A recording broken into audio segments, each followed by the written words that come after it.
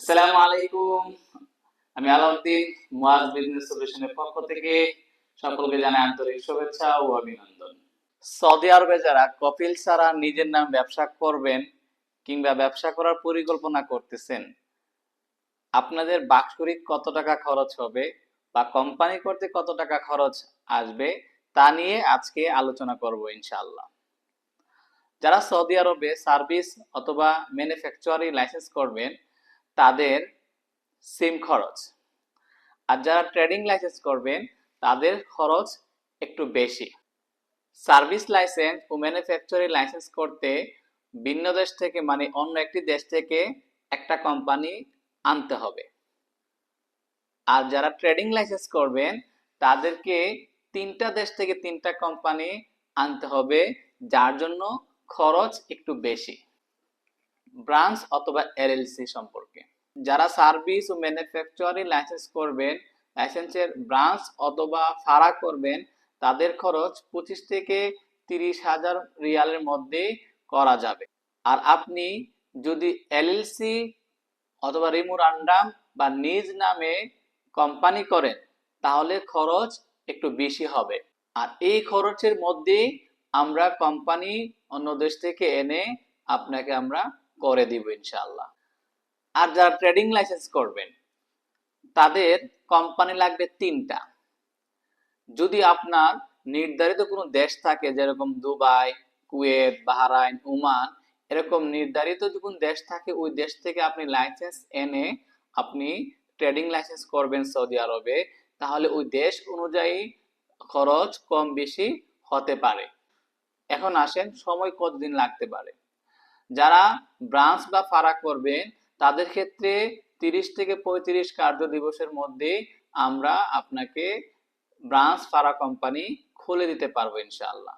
এখন আসেন কোম্পানি করার পর দ্বিতীয় বছর থেকে আপনার নিজ নামে কোম্পানি পরিচালনা করার জন্য মিনিস্ট্রি অফ ইনভেস্টমেন্টকে লাইসেন্স নবায়ন করার জন্য 62,000 টাকা আপনাকে পেমেন্ট করতে হবে। আরো কিছু খরচ আছে এখানে, যে মুকিম, কোয়া, সিজিল তিজারি, গুসি, এগুলো আপনাকে প্রতি বছর রিনিউ করতে হবে।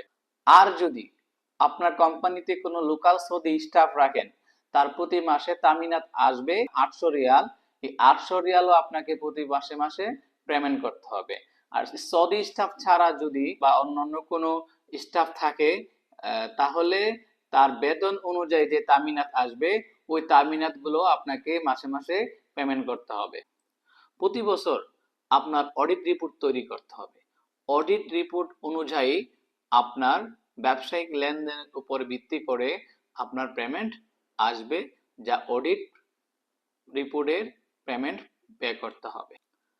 এবং প্রতি বছর আপনার কোম্পানির যত প্রফিট করবেন প্রফিট থেকে 20% টাকা সরকারকে দিতে হবে। ধরুন আপনি এক বছরে 10 লক্ষ রিয়াল ইনকাম করেছেন আপনার কোম্পানি থেকে, ওইখান থেকে আপনার অফিস ভাড়া, আপনার গাড়ি ভাড়া, আপনার স্টাফদের বেতন এবং অফিস খরচ যাবতীয় খরচ থেকে বাতিল করে অবশিষ্ট যে প্রফিটটা থাকবে ওইখান থেকে আপনার ধরেন 1 লাখ আছে, 50,000 আছে অথবা 2 লক্ষ রিয়াল আছে, ওই টাকা থেকে 25% টাকা সরকারকে দিতে হবে। এখন আসুন আমি আপনাদেরকে বলবো যারা এরকম খরচ করতে পারবেন, মিনিমাম আপনাকে প্রতি বছর লাইসেন্স করার পর মিনিমাম 1 লক্ষ রিয়াল খরচ প্রতি বছর আসবে।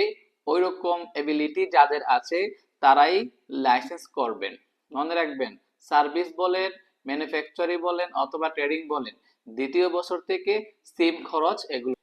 এবং আমি আপনাদেরকে বলবো যারা ট্রেডিং লাইসেন্স অথবা ম্যানুফ্যাকচারিং বা সার্ভিস লাইসেন্স করবেন প্রতি বছর যে খরচগুলো আছে খরচগুলো মেনটেন করতে পারবেন আপনারাই এই লাইসেন্সগুলো করবেন। এই যে বাঙালি হিসাবে আমরা চাই না একবার লাইসেন্স করার পর পরের বছর থেকে সে খরচগুলো চালাতে পারবে না, এরকম অসুবিধায় পড়ুক। এবং পরিশেষে বলবো ব্যবসায়িক লাইসেন্স সম্পর্কে যাবতীয় তথ্য জানার জন্য পরবর্তী ভিডিও আসবে এবং আমাদের পেজে লক্ষ্য রাখবেন, আমাদেরকে ইনবক্স করবেন, আমাদের অফিস ভিজিট করবেন।